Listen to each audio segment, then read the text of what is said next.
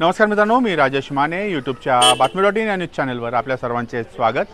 मित्रांनो, आज खडकी शिक्षण संस्थेमध्ये खडकी बाजारामध्ये देशाचे संरक्षण मंत्री राजनाथ सिंग येणार आहेत। या राजनाथ सिंग जे आहेत ते शिवाजीनगर विधानसभा मतदारसंघातील महायुतीचे उमेदवार सिद्धार्थ शिरोळे यांच्या प्रचारासाठी येणार आहेत। खडकीकरांसाठी एक चांगलं ॲडव्हांटेज आहे। काय बोलतात राजनाथ सिंग खडकीबद्दल किंवा त्यांच्यासमोर काय काय डिमांड ठेवली जाते ते आता बघूयात, जाऊयात या कार्यक्रमामध्ये। विद्यमान आमदार सिद्धार्थ शिरोळे यांच्या प्रचारातही सभा आपण सर्वजण देशावर प्रेम करतो। मोदी साहेबांनी गेल्या 10 वर्षामध्ये 11 वर्षामध्ये बाबुलाकरांबद्दल हा संपूर्ण भारतात केला आणि संपूर्ण जगामध्ये त्याची ओळख निर्माण झालेली आहे। आपण रोज पाहतो की इतकं काम करतात आपल्याला लाज वाटते। आपण या वयात काहीच करत नाही आणि आज त्यांच्याच आशीर्वादाने भारताचं सर्व बाजूनी क्षेत्र सुरक्षित आहे। आज या ठिकाणी आपण खडकी संस्थेच्या प्रांगणामध्ये आला तर ती संधी साधून 2 मिनिट आपल्याशी विचार करू इच्छितो। गोयल साहेबांनी संस्थेची माहिती दिली। आपण या खडकी परिसरामध्ये गेली 50 वर्ष आपण काम करत आहोत। सर्वप्रथम खडकी शिक्षण संस्थेच्या पीजे कॉलेजला ऑटोनॉमस दर्जा मिळाला म्हणून त्यांचा अभिनंदन करतो आणि पुढे त्यांना पुढच्या जागी प्रगती वाटचाल करायच्या त्या सर्व गोष्टी अशा प्रकारची शुभेच्छा। आपण सिद्धार्थ शिरोळे आपले जे लाडके आमदार आहेत त्यांच्या निवडणुकीसाठी आपण सर्व इथे जमा झालो आहोत आणि त्यांना आशीर्वाद देण्यासाठी निवडून येणारच आहे, पण त्यांना आशीर्वाद देण्यासाठी आपण सर्व इथे जमलो आहोत असं मला वाटतं। कारण ही फॉर्मॅलिटी आहे। 23 तारखेला मतदान, 23 तारखेला रिझल्ट। खडकीकर आपल्याला सर्व जे प्रॉब्लेम असतात आपण सर्व एक मताला खडकी शिक्षण काँग्रेस जास्त सावंत आपल्या बाकीच्या सर्व जे आहेत ते सर्वांच्या मदतीने आपल्या सर्व इथले जे काही प्रॉब्लेम्स आहेत ते सर्व सॉल्व्ह करण्याचा प्रयत्न हे सर्वजण आपले संरक्षण मंत्री राजनाथ सिंग सारखे आहेत त्यांच्या आशीर्वादाने सॉल्व्ह होतील। आपले प्रयत्न जे असतात ते या भागातून आपले जे काही प्रश्न आहेत लीजचे, रोड ग्रँडचे वगैरे ह्या सर्व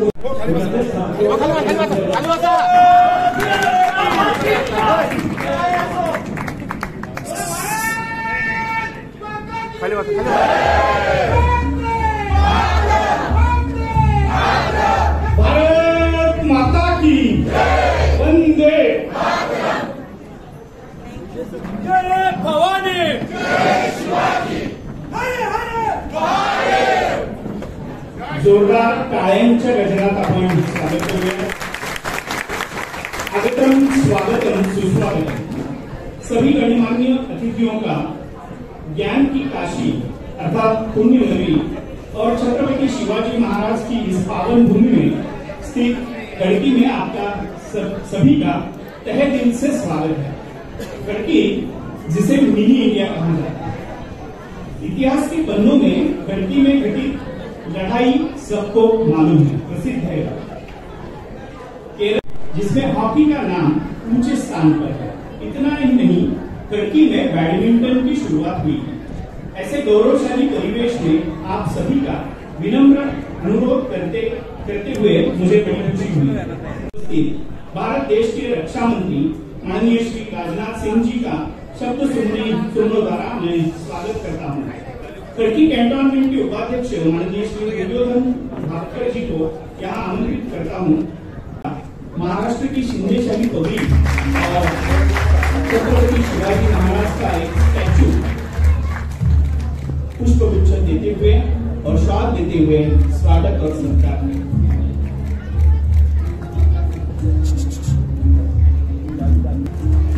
तालियों की गुंजाइश में हम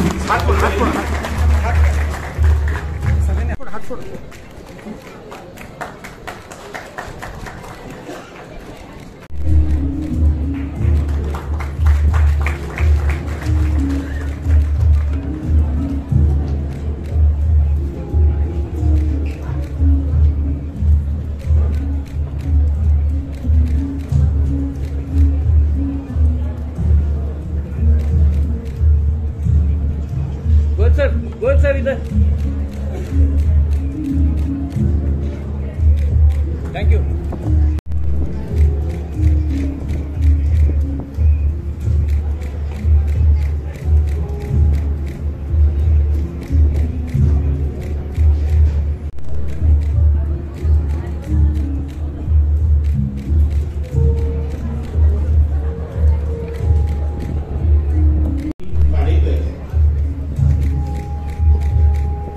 संविधान लेखक मॅडम थांबा.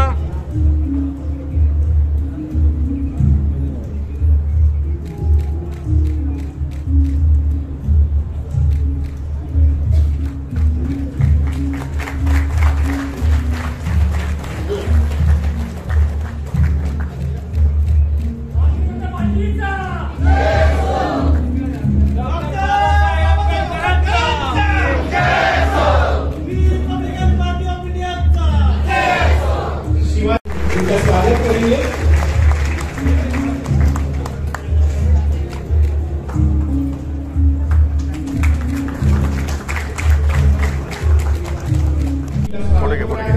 बाला साहेब आहेर, अमित सावंत, अप्पा बोडके, अभिषेक बोके की तरफ से ये स्वागत।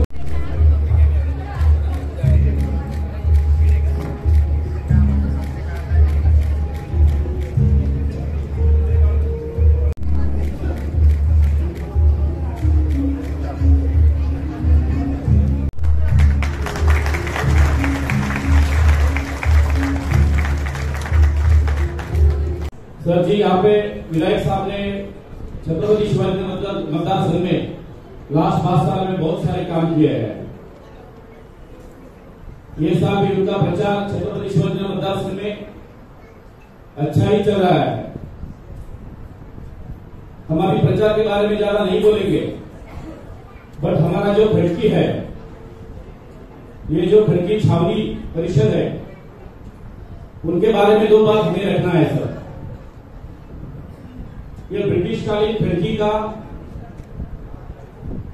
जो ग्रोथ होना चाहिए, वो ग्रोथ 75 ईयर से अभी तक कुछ भी नहीं हुआ, 1% भी नहीं हुआ है। जब से ब्रिटिश यहां से चले गए, तब का खड़की वैसा ही खड़की रहा है।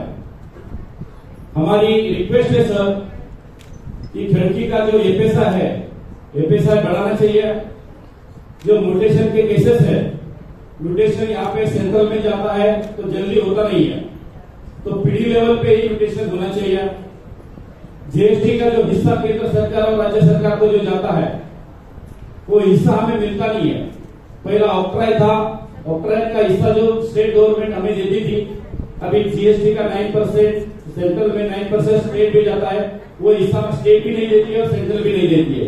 इसीलिए कैबिनेट बोर्ड की हालत, फाइनेंशियल हालत है, बहुत हालत खराब है। इसलिए हमें कर्मचारी लोगों के पेमेंट भी नहीं दे सकते। इसीलिए हमारी रिक्वेस्ट है कि आप यहाँ पे जीएसटी का हिस्सा मिले। और जो लीज पॉलिसी है सर, कई सालों से लीज पॉलिसी फाइनलाइज हुई नहीं है। 1 साल का लीज टेम्पररी लीज दिया जाता है, उसमें बहुत सारा मुआवजा कैंटोनमेंट बोर्ड लेती है। इसीलिए हमारी रिक्वेस्ट है सर कि जो लीज पॉलिसी है जल्द से जल्द यहाँ पे की जाए, ताकि आम लोगों को, जनता को रिलीफ मिल जाए। दूसरा सर, प्रधानमंत्री आवास योजना जो कॉर्पोरेशन में चलती है, वहां पे बहुत सारे जो स्लम्स है कैंट बोर्ड में, वो स्लम्स सारे A1 defence land, B2 defence land, old grand land पे सब स्लम बैठे हैं। तो हमारी रिक्वेस्ट है, जैसा कॉर्पोरेशन में प्रधानमंत्री आवास योजना स्लम पे हो जाती है, वैसे हमारे कैंट बोर्ड में कौन सा भी जगह रहने दो, वहां पे जो स्लम है, कई सालों से 50 साल 60 सालों से जो स्लम है, वो स्लम यहाँ पे प्रधानमंत्री आवास योजना शुरू करनी चाहिए। हमारे इसी खड़की की सब नागरिकों की तरफ से सर रिक्वेस्ट है, उतनी हम आपके पास रखते हैं। दूसरा सर, हमारे खड़की एजुकेशन और स्पोर्ट्स में बहुत आगे है। इंडिया लेवल नहीं तो अंतरराष्ट्रीय लेवल पे खड़की ने हॉकी पट्टू दिए हैं, बहुत सारे खेल में अच्छे से स्पोर्ट्समैन दिए हैं। तो एक अच्छा sports ground, indoor outdoor ground हमें खड़की के लिए आप दीजिए, इतना ही हमारी रिक्वेस्ट है। ये सब नहीं हो सकता है तो सर हमारी रिक्वेस्ट है, हमको कॉर्पोरेशन में मर्ज कीजिए। ये तो भी जल्दी कीजिए, हमारा दल घुट रहा है। ब्रिटिश लेकिन हमारा दम अभी तक भी घुटता है सर। तो हमारी रिक्वेस्ट है, ये सब नहीं होता है, कैंटोनमेंट एक्ट अमेंडमेंट नहीं होता है, ये सब मैंने जो बताया वो चीजें नहीं होती है। तो हमारी सर रिक्वेस्ट है कि आप प्लीज कृपया इसको कॉर्पोरेशन में मिल के, इतना ही मैं कहना चाहता हूँ। और पूरे खड़की वालों की तरफ से मैं आपका दिल से आभार मानता हूँ कि आप अपना कीमती समय हमारे लिए पूरे साहब के लिए यहाँ पे आए और प्रसाद में सहभागी हुए, इसीलिए मैं आपका दिल से धन्यवाद देता हूँ। Thank you. जय हिंद, जय भारत। कि वो अपना मंतव्य प्रस्तुत करें।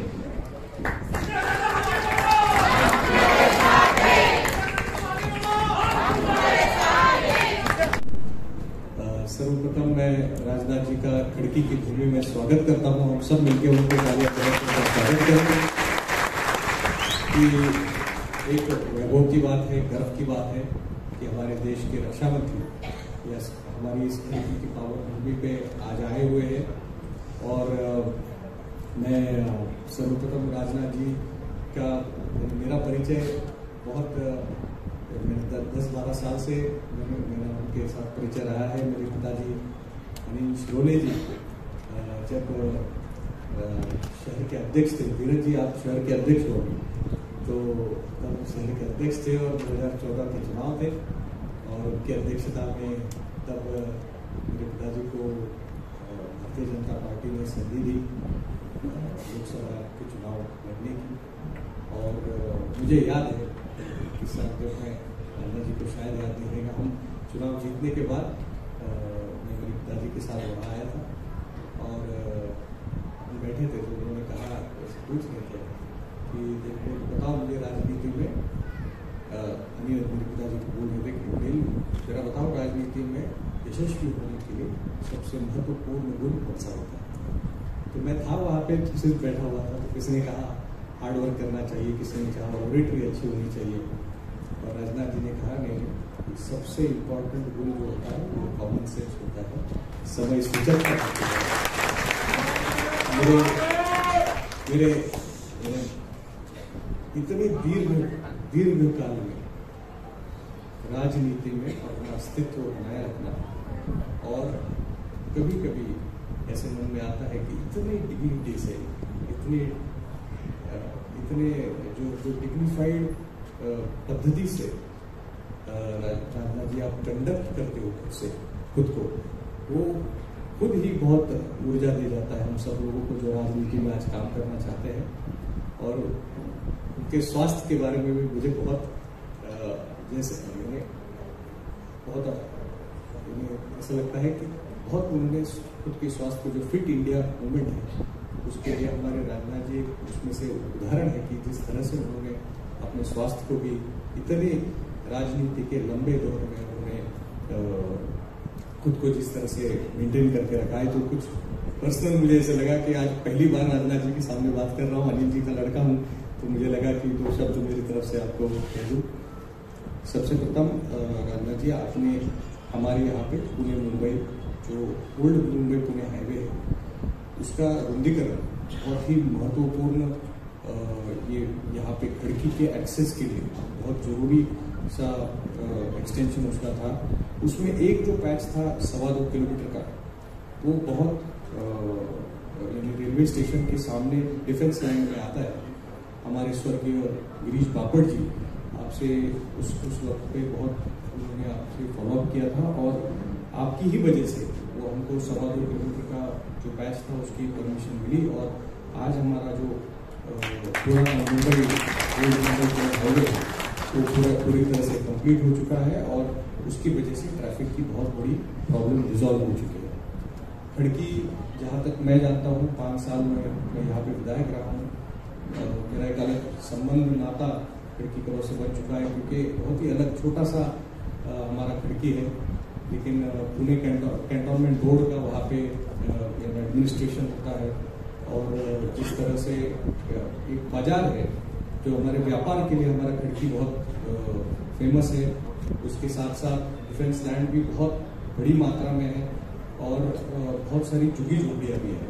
तो इतने साल से जैसे भाटकर साहब ने कहा कि बहुत यहाँ पे फंड की जो मेन प्रॉब्लम है कि हमको डिफेंस से जो फंड होता है वो एडुकेट नहीं होता और बाजू में ही पूरे महानगर पालिका है। पुणे महानगर पालिका जैसे सबसे समृद्ध महानगर पालिका में से एक है, और फिर जो हेल्थ की फैसिलिटीज होगी, वाटर की फैसिलिटीज होगी, ड्रेनेज की फैसिलिटीज होगी, ये सारी जो फैसिलिटीज पुणे पीएमसी कॉरपोरेशन में बाजू में ही मिलती है, वो हमारी खड़की कैंटोनमेंट बोर्ड को नहीं मिलती। ये सबसे बड़ी व्यथा हम सबकी है। और ऐसे नहीं है कि कैंटोनमेंट बोर्ड बहुत कोशिश करता है, वो भी उनकी तरफ से पूरी तरह से कोशिश करते हैं। जो भी सीईओ आते हैं हमेशा उन्होंने अच्छा ही काम करने की कोशिश की है, लेकिन जो इनकम सोर्स है वो इनकम सोर्स बहुत कम होने के कारण जो बेसिक सोई सुविधा है, सैलरीज भी कभी कभी टाइम पे नहीं होती, ऐसा बहुत प्रॉब्लम वो बढ़ते जा रहा है। तो मेरी आपसे विनती है कि हमने जो स्टेट गवर्नमेंट के पास प्रपोजल अभी मर्जर का भेजा है कि अगर हमारा Khadki cantonment board, Pune cantonment board, ये सारे अगर पुणे म्यूनिसिपल कॉर्पोरेशन में आ जाए तो खड़की जो है वो पूरी तरह से ट्रांसफॉर्म हो जाएगी। और बहुत बड़ा विधायक काम जो काफी सालों से लोग अपेक्षा कर रहे हैं वो हो सकता है। तो हम जैसे ही ये चुनाव हो जाते हैं तो हम पूरे स्टेट गवर्नमेंट से फॉलो अप करके आपके पास भी वो प्रपोजल भेज देंगे। विनती है कि हमारी खड़की तरफ का हित देखते हुए अगर केंद्र सरकार से वो निर्णय हो जाए तो आगे के जो जनरेशन्स हैं उनके लिए बहुत बड़ा कार्य हो जाएगा। मैं सिर्फ इतना ही बोलता हूँ कि खड़की के लिए पिछले 5 साल में, बाकी शिवाजी नगर का आज नहीं बात करूँगा कि खड़की हम आज यहाँ पे सब लोग एकत्रित हुए और खड़की के लिए मुझे बहुत अभिमान है कि जब भी हमारी महायुति की सरकार है तो हमारे मुख्यमंत्री एकनाथ शिंदे साहब हैं, हमारे मुख्यमंत्री साहब और हमारे अजीत पवार साहब हैं, उन्होंने भूतपूर्व भविष्य से 15 करोड़ रुपए की जो फंड है वो हमारे खड़की के लिए स्टेट गवर्नमेंट की तरफ से दिया। और मुझे बहुत आनंद है कि आप लोगों ने जहाँ जहाँ, यानी हमने कोई भी ऐसा काम नहीं किया जो दिखता है, सारे ड्रेनेज की लाइन्स, वाटर पे जो सप्लाई वाटर की लाइन है उसके लिए सीसीटीवी है, इस सब के लिए ये 15 करोड़ रुपीज़ का फंड यूटिलाइजेशन किया। और काफ़ी हद तक हमने जो प्रॉब्लम हमारी सारी झुग्गी झोपड़ियों में आ रही थी उसको रिजॉल्व करने की कोशिश की। और आगे भी अभी लगभग 10 करोड़ रुपए का फंड ये हमारे पास रेडी है। तो मैं आप सबको आश्वस्त करना चाहता हूँ कि जब तक हमारा मर्जर का निर्णय हम फॉलो करके करवा के नहीं देते, मुझे बिल्कुल हमारे मुख्यमंत्री जी ने कहा है और जनरल फडणवीस साहब ने भी कहा है खड़की के लिए बिल्कुल फंड कम नहीं पड़ेगा। ये हमारे लिए बड़े ही आधार देने वाली हमारी सरकार है, महायुति की सरकार है। और दूसरी जो हमारे बहुत जो फॉलोअप करके हमारा जो रोपकिल से खड़की का जो ब्रिज है उसका भी काफ़ी, यानी जो अभी शुरू हो गया उसका भी मुझे लगता है, मुझे पूरा विश्वास है कि इस बार की दिवाली में इस बार अभी काफ़ी हद तक हमारा जो व्यापार है वो बढ़ चुका है। तो हम जो पुराना ओल्ड मुंबई पुणे हाईवे है, जो कनेक्टिविटी खड़की की है रोपकिल से लेके खड़की तक, ये भी हमारे जिस तरह से हम कनेक्टिविटी हम बढ़ा सकते हैं वो बढ़ा रहे हैं। हमने रेलवे अंडर ब्रिज जो है उसका भी, जो हमारे 2 अंडर ब्रिजेस है रेलवे में और एनजेसी, उसका भी जो हमारा वाइडनिंग है अंडरपास का, उसका भी डीपीआर का काम शुरू हो चुका है। अगले साल इसी वक्त तक हमारे ये दोनों अंडरपासेस वाइडन हो जाएंगे। उसके कारण हमारी जो यहाँ पे जो मूवमेंट है वो भी मूवमेंट काफ़ी अच्छी हो जाएगी। तो मैं इतना ही कहना चाहता हूँ कि हम सब महायुति की पूरी सरकार ये आपके साथ है, क्योंकि ये सारे जो निवासी उनके साथ हैं। और आगे के 5 साल में जो भूतपूर्व भविष्य ऐसा जो विकास जो डॉक्टर साहब ने अभी कहा कि 75 साल में जो नहीं हो पाया वो अगले 5 साल में हम करके दिखाएंगे, विश्वास व्यक्त करता हूँ और अपनी आगे का ध्यान देता हूँ। धन्यवाद सिद्धार्थ जी, जिनके विचार सुनने के लिए हम सभी यहाँ उपस्थित है, वह बल अभी आया है। मैं देश के रक्षा मंत्री आदरणीय राजनाथ सिंह जी को बड़े सम्मान से यहाँ आमंत्रित करता हूँ वो अपने विचारों से हम सभी को लाभान्वित करे। परम आदरणीय राजनाथ सिंह।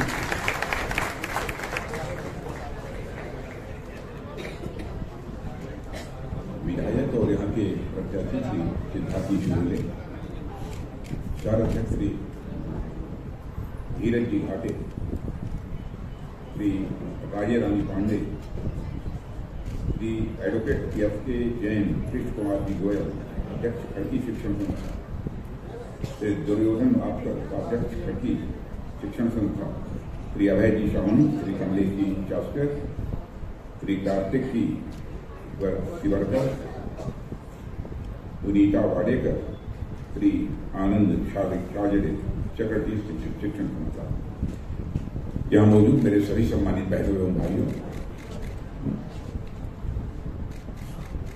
सबसे पहले तो एक नारा हो जाना चाहिए, जय भवानी।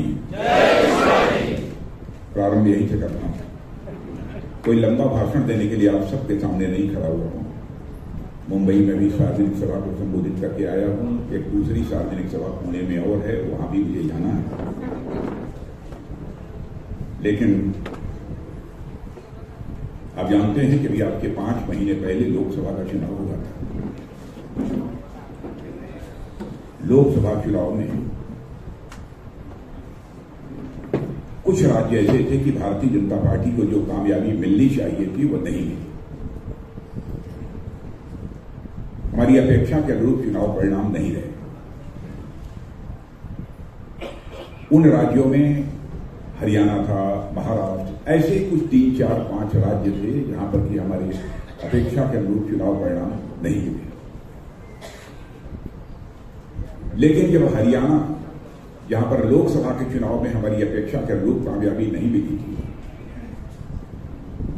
तो हरियाणा में जब विधानसभा का चुनाव हुआ, तो विधानसभा के चुनाव में हरियाणा की जनता ने भारतीय जनता पार्टी की झोली भर दी और भारतीय जनता पार्टी की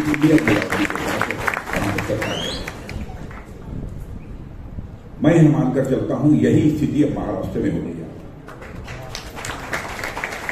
जो राजनीतिक पर्यवेक्षक हैं, राजनीतिक विश्लेषक हैं, उन सबका यह कहना है कि महाराष्ट्र में भारतीय जनता पार्टी नेतृत्व की एनडीए सरकार बनना अभी सुनिश्चित हो गया है। कोई ताकत इनके पास नहीं। ऐसी स्थिति क्यों हुई है? वह इसलिए हुई है कि केंद्र में भी भारतीय जनता पार्टी की सरकार को मोदी जी के नेतृत्व में काम करते हुए इस देश ने देखा है, और यहां पर भी तो एकनाथ जी शिंदे के नेतृत्व में सरकार को, उस नेतृत्व के साथ हमारे देवेंद्र फडणवीस जी हैं, अजीत पवार जी हैं, इन सबके नेतृत्व में सरकार को काम करते हुए लोगों ने देखा। स्वाभाविक है कि कांग्रेस की सरकारों से इसकी तुलना करेंगे तो सहज रूप से इस नतीजे पर लोग पहुंचेंगे। अच्छी सरकार चलाने वाली कोई पार्टी है तो भारतीय जनता पार्टी, अच्छी सरकार चलाने वाला कोई गठबंधन है तो एनडीए। सहज रूप से इसे लोग स्वीकार करेंगे। और आप जानते हैं लंबे समय तक देश में कांग्रेस का शासन रहा है, लंबे समय तक कांग्रेस का। लेकिन आज कांग्रेस की हालत इतनी पतली हो गई है, इतनी पतली कांग्रेस की हालत हो गई कि जिसके गले पड़ जाए उसका डूबना तय है। आप उदाहरण ऐसे 10, 15, 20 आपको दे सकता हूं, लेकिन लंबा उदाहरण नहीं दूंगा। मैं यहां के लिए बतलाना चाहता हूं क्योंकि यहां भी कांग्रेस हमारे उद्धव जी की जो शिवसेना है और एनसीपी की गले पड़ गई है, तो अब उद्धव जी की शिवसेना और एनसीपी हम मान लें कि अब उनका डूबना तय है। कांग्रेस का भी यही इतिहास है। कांग्रेस की स्थिति ऐसी हो गई है कि अपने पैरों पर वह नहीं खड़ी हो पा रही। मैं याद दिलाना चाहता हूं, इसी कांग्रेस ने गरीबी हटाओ का नारा दिया था, गरीबी नहीं हटा पाया। लेकिन आपने देखा करिश्माई काम हमारे प्रधानमंत्री ने किया। 2014 में आप लोगों ने हम लोगों की सरकार बना दी और आपने देखा 8 वर्षों के अंदर इस हिंदुस्तान में 25 करोड़ लोगों को गरीबी रेखा से बाहर करने में कामयाबी किसी सरकार ने हासिल की है। हम लोगों का एक संकल्प है कि आज आगामी 7, 8 से लेकर 9 वर्षों के अंदर हिंदुस्तान में हम किसी को गरीब नहीं रहने देंगे। गरीबी रेखा से ऊपर तक कोई जाएगा, यह हम लोगों का संकल्प है। कामकाज का यहां तक प्रश्न है, मैं दावे के साथ कह सकता हूं आजाद भारत में 75 वर्षों में बहुत सरकारों ने काम किया, लेकिन हमारी सरकार जहां जहां भी रही है अच्छा व्यवहार ने किया। 2014 से लेकर आज 2024 से चल रहा है, 10 वर्षों में केंद्र में मोदी जी के नेतृत्व में सरकार को काम करते हुए आपने देखा है। कौन इस सच्चाई को नकार सकता है कि अंतर्राष्ट्रीय जगत में भारत की प्रतिष्ठा बढ़ी है। इंटरनेशनल कम्युनिटी में भारत का स्टेचर, भारत का कद बढ़ा है। पहले इंटरनेशनल फोरम पर भारत कुछ बोलता था, दुनिया भारत की बातों को गंभीरता पूर्वक नहीं लेती थी कि भारत तो कमजोर देश। लेकिन बहनों भाइयों, 10 वर्षों के अंदर ही वह परिवर्तन हो गया है कि आज इंटरनेशनल फोरम पर, अंतर्राष्ट्रीय मंचों पर भारत कुछ बोलता है तो दुनिया कान खोलकर सुनती है कि भारत बोल क्या रहा है।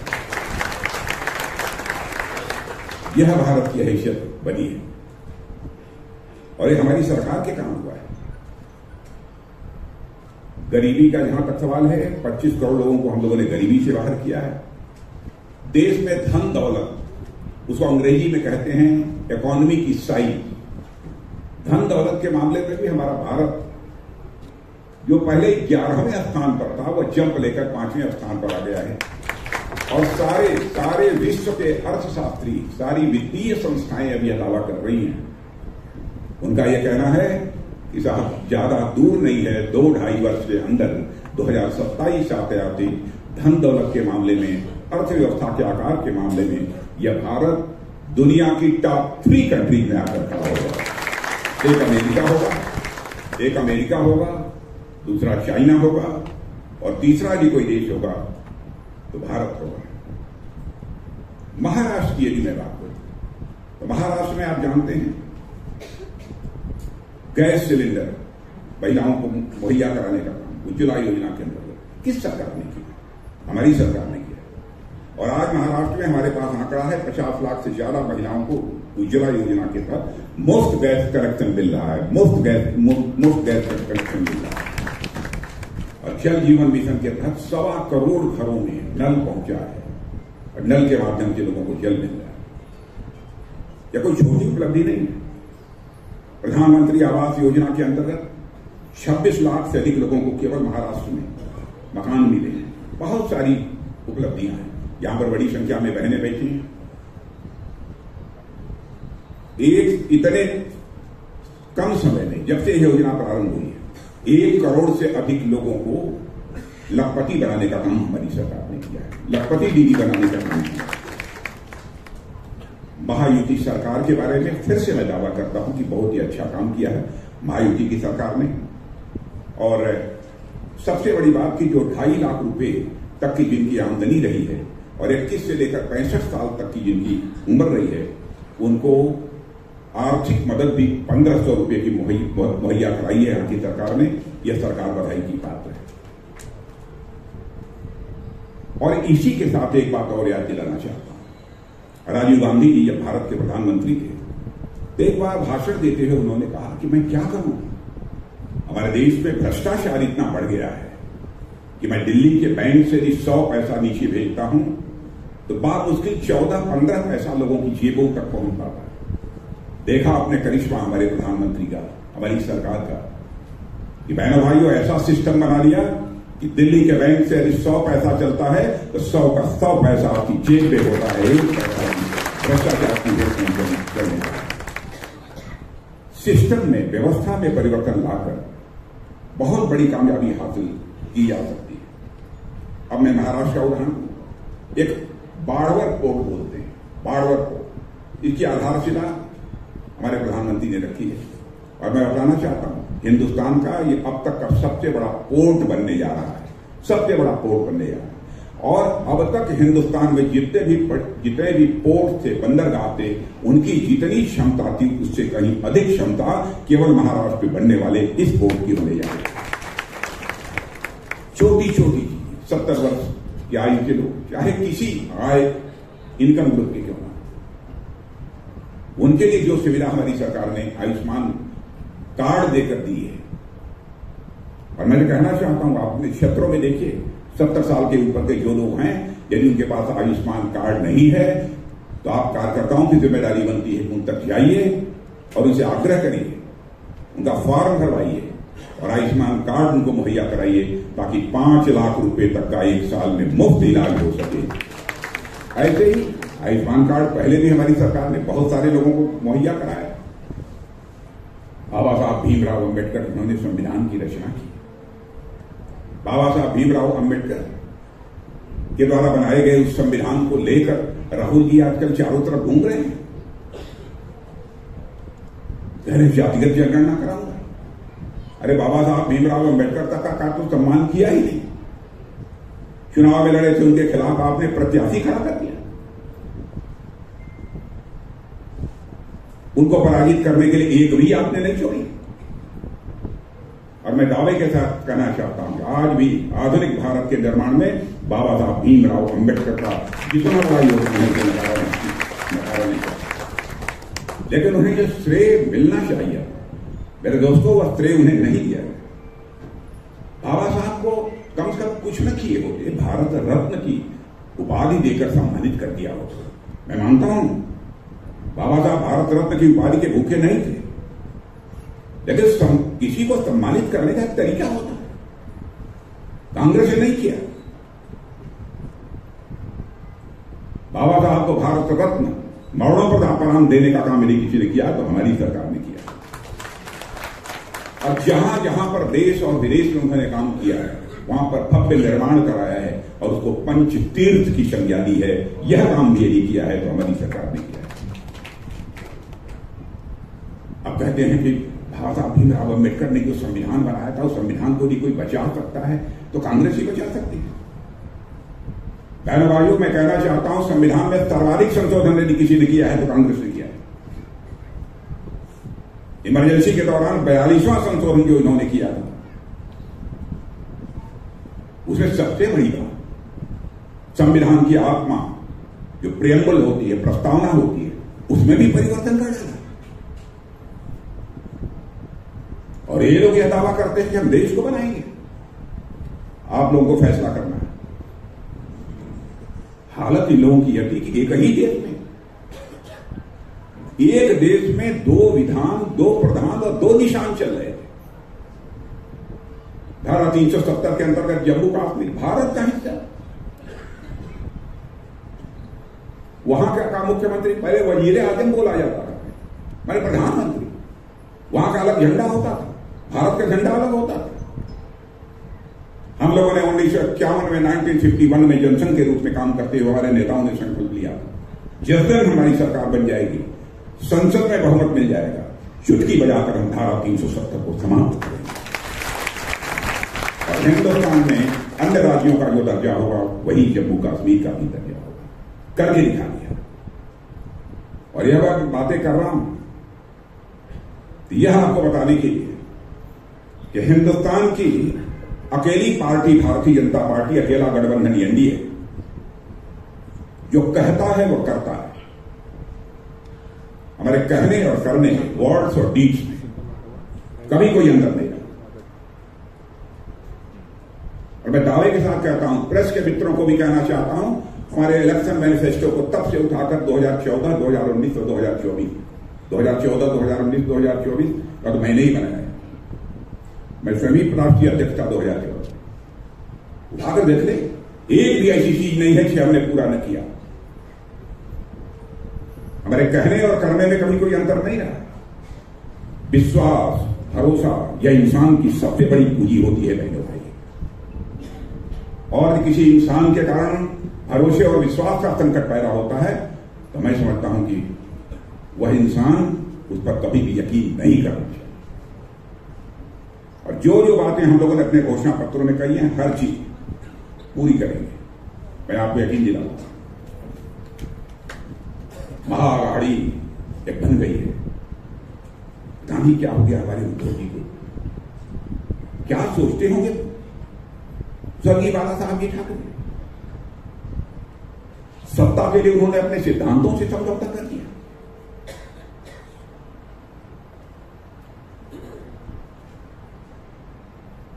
आप ये कभी सोच सकते थे कि ऐसा भी होगा? बाला साहब ठाकरे ने जो पार्टी खड़ी की है, और मेरे भाइयों, सत्ता रहे अथवा न रहे, भारतीय जनता पार्टी कभी भी अपने सिद्धांतों से समझौता नहीं करेगी। मैं आपको अपील देता हूं।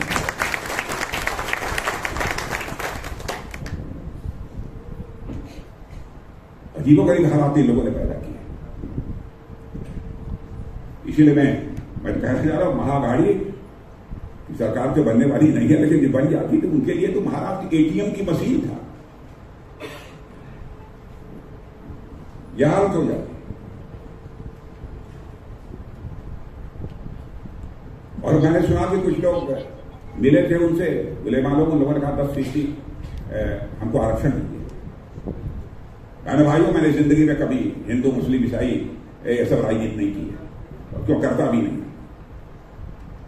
जो न्याय संगत है वो आवाज डंके की चोट पर बोलता हूं, और हमारी पार्टी बोलती है, करती है। हम किसी के साथ भेदभाव नहीं करेंगे। कास्ट, क्रीड और रिलीजन, जाति, पंथ और वजह के आधार पर हम राजनीति नहीं करते हैं। इंसाफ और इंसानियत, जस्टिस और ह्यूमैनिटी हमारी राजनीति का है।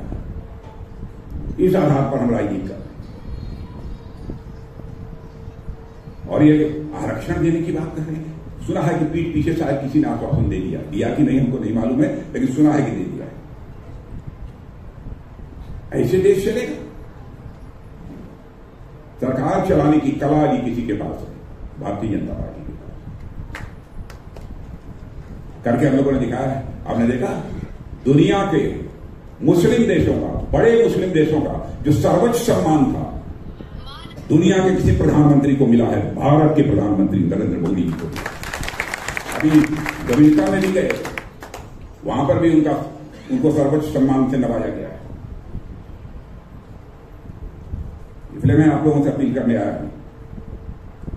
डिफेंस का जहां तक सवाल है, आप लोग जानते हैं 2014 में जब हमारी सरकार बनी थी तो हम लोग 600 करोड़ रुपए के बम, तोप, गोले, हथियार दुनिया के दूसरे देशों को भेजते थे, यानी निर्यात करते थे, एक्सपोर्ट करते थे। और आज आपको मालूम है 600 करोड़ 2014 के पहले, अब हम लगभग 23,000 करोड़ रुपए का तक करेंगे। और 2029-30 आने दीजिए, 50,000 करोड़ रुपए का हम एक्सपोर्ट करने जा रहे हैं, बम, तोप, गोले और हथियारों का। भारतीय सेनाओं का मनोबल बढ़ा है। सर्जिकल स्ट्राइक और एयर स्ट्राइक करके दिखा दिया है कि भारत के अंदर यह कुव्वत है। जरूरत पड़ी तो इस पार भी मार सकता है, और जरूरत पड़ी तो उस पार भी जाकर मार सकता है। यह आतंक की बात के खिलाफ भी जंग चल रही है। तो मैं आप सबसे यही कहने आया हूं कि आप सबका समर्थन हमारे सिद्धार्थ शिरोडे और हमारे मित्रों में से हैं, और मैं जानता हूं उनके भी चरित्र को, उनकी भी कार्यशैली को भी अच्छी तरह जानता हूं। और मुझे पूरा विश्वास है कि सिद्धार्थ शिरोडे भी उसी रास्ते पर कदम आगे बढ़ाएंगे, और जल्दी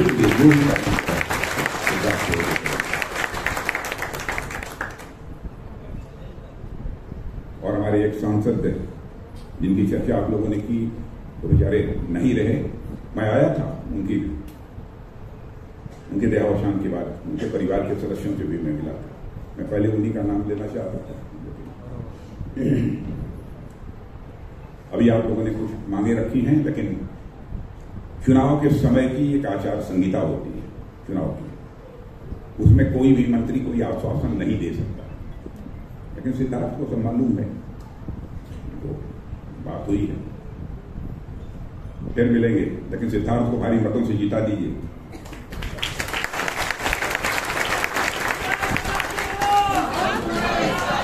चलें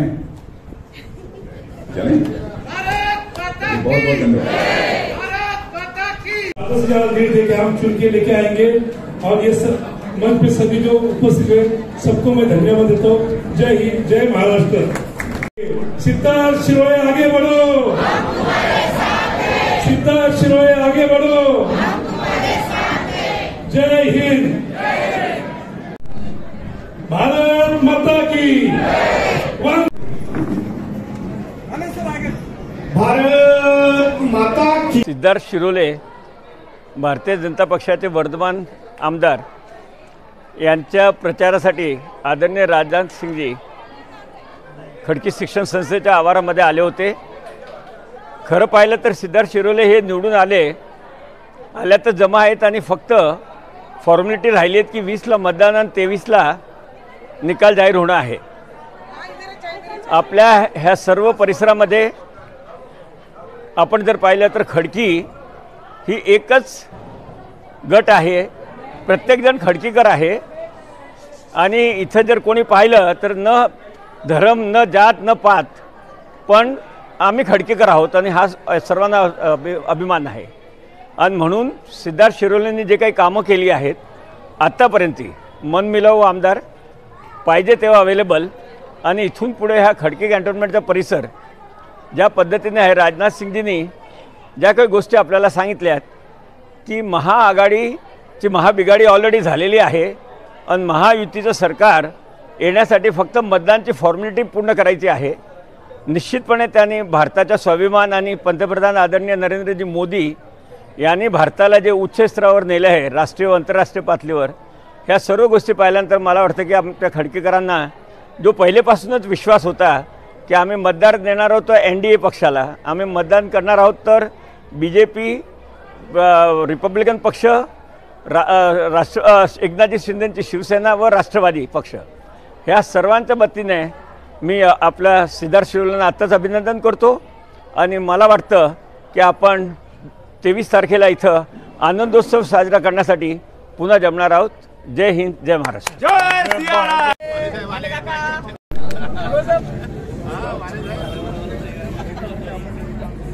राजनाथ सिंगजी आज पुण्यात आलेले होते, खडकीत होते, काय मागणी तुम्ही केली त्यांच्याकडे? मला सर्वप्रथम खूप अभिमान वाटतो की आज आपल्या देशाचे रक्षामंत्री आदरणीय राजनाथजी हे आज खडकीत आले आणि आज आम्ही त्यांच्यासमोर खडकीकरांचे जे मूळ विषय आहेत ते मांडण्याचा आज इथं प्रयत्न केला। आमचे खडकीचे व्हाईस प्रेसिडेंट दुर्योधन भापकरजी आहेत, त्यांनी कसं काय 75 वर्षामध्ये खडकीचा विकास न होण्याची जी कारणं आहेत ती प्रामुख्याने आज आदरणीय रक्षामंत्रींच्या समोर मांडली आणि कशा पद्धतीने ॲक्टमध्ये बदल करून खडकी कॅन्टोन्मेंट बोर्डमध्ये आपण आमूलाग्र बदल करू शकतो या सगळ्या परिसरामध्ये ह्याची मागणी त्यांनी केली। त्याचबरोबर आपलं जे विलिनीकरण, आपली सगळ्यात महत्त्वाची मागणी आहे की जी आता अंतिम टप्प्यात आहे की खडकी कॅन्टोन्मेंट बोर्डचं विलिनीकरण हे पुणे म्युन्सिपल कॉर्पोरेशनमध्ये व्हायला पाहिजे। हे मर्जिंग झालं तर खडकी कॅन्टोन्मेंट बोर्डचा चेहरा मोहरा बदलेल, कारण त्यासाठी जी डेव्हलपमेंटसाठी बेसिक सोयीसुविधासाठी जी निधी लागते, हेल्थकेअर फॅसिलिटीसाठी जी लागते, ड्रेनेजसाठी जी लागते, पाण्यासाठी जी लागते, रस्त्यासाठी जी लागते ती पुणे महानगरपालिका ही चांगल्या पद्धतीने करू शकते। त्याची मागणी आम्ही केली आणि आम्हाला पूर्ण विश्वास आहे की राज्य सरकारकडनं आता लवकरात लवकर हे प्रपोजल केंद्र सरकारकडे जाणार आहे आणि आदरणीय रक्षामंत्री हे ह्या प्रपोजलला मान्यता देऊन लवकरात लवकर आपले खडकी कॅन्टोन्मेंट बोर्ड ही पुणे म्युन्सिपल कॉर्पोरेशनमध्ये मर्ज होईल। नमस्कार, मी कृष्णकुमार गोयल, अध्यक्ष खडकी शिक्षण संस्था। आज आपल्या खडकीकरांच्या दृष्टीने भाग्याचा दिवस होता। भारताचे संरक्षण मंत्री आदरणीय राजनाथ सिंग यांचं आमच्या संस्थेमध्ये आगमन झालं। मला वाटतं त्यांची ही पहिलीच भेट असावी। आमच्या संस्थेमध्ये नक्कीच पहिल्यांदा ते आले आणि आज त्यांना या ठिकाणी खडकीच्या अनेक अडचणी त्यांच्यासमोर मांडण्यात आल्या। पहिली तर बाबा इथं जी परिस्थिती पूर्वी इंग्रजांच्या वेळेला होती तीच परिस्थिती आजही आहे। म्हणजे स्वातंत्र्य मिळाल्यानंतर 75 वर्ष झाली तरी आपल्या परिस्थितीत चेंज नाही आहे। ती परिस्थिती सुधारावी त्यासाठी केंद्राने आणि राज्याने मदत द्यावी कॅन्टोन्मेंटला, याबद्दलचा विषय झाला। त्याचप्रमाणे किंवा असं होत नसेल तर खडकी कॅन्टोन्मेंट हे पुणे महानगरपालिकेत विलीन करावं असा एक प्रस्ताव या ठिकाणी सांगण्यात आला आणि मला खूप आनंद वाटतो। खडकी शिक्षण संस्थेच्या आमच्या सभागृहामध्ये आजची सभा झाली आणि आमच्या मनात बरेच दिवसापासून विषय होतोय की आमच्या संस्थे शेजारी जे बाबू निमल ग्राउंड आहे ते संस्थेला कायमस्वरूपी कॅन्टोन्मेंट करणं मिळावं आणि त्याचबरोबर गेल्या 6 एकर जागेमध्ये आम्ही ही संस्था चालवतोय आणि संस्थेचा विस्तार झपाट्याने होतोय. अनेक कोर्सेस, अनेक चांगल्या गोष्टी या भागातील विद्यार्थ्यांसाठी आम्ही करतोय आणि त्या दृष्टीने जागेची कमतरता आम्हाला नेहमी जाणते. आणि मी राजनाथ सिंगांना एक पत्र दिलं खडकी शिक्षण संस्थेतर्फे की आगामी काळामध्ये कॅन्टोन्मेंट बोर्डाची 10 ते 15 एकर जागा संस्थेला द्यावी, की जेणेकरून अनेक जे विषय आहेत, लॉ कॉलेज असेल, इंजिनिअरिंग असेल, BEd कॉलेज असेल किंवा नवीन नवीन जे कोर्सेसचे त्या पद्धतीच्या काही गोष्टी असतील, त्या दृष्टिकोनातून जागेची नितांत आवश्यकता आहे. आणि या दोन्ही गोष्टी मी त्यांच्यासमोर मांडल्या. त्यांनी ते पत्र स्वीकारलं. ते म्हटले आता आचारसंहिता असल्यामुळे काही करता येणार नाही, पण नक्कीच आम्ही याच्यावर विचार करू आणि संस्थेला मदत करू असं त्यांनी दिलं. आणि त्यामुळे मला वाटतं खूप वर्षापासूनची जी आमच्या संस्थेची इच्छा होती की एक जागेचा प्रश्न निकाली निघावा, तो झाला आहे. आणि मला नक्की खात्री आहे या पुढच्या काळामध्ये खडकी कॅन्टोन्मेंटमध्ये आमूलाग्र बदल हे केंद्राकडनं होतील. कारण आजची जी मीटिंग झाली ती खूप सफल झाली असं मला वाटतं आणि आपण सर्व उज्ज्वल भविष्याच्या अपेक्षा करूया. धन्यवाद.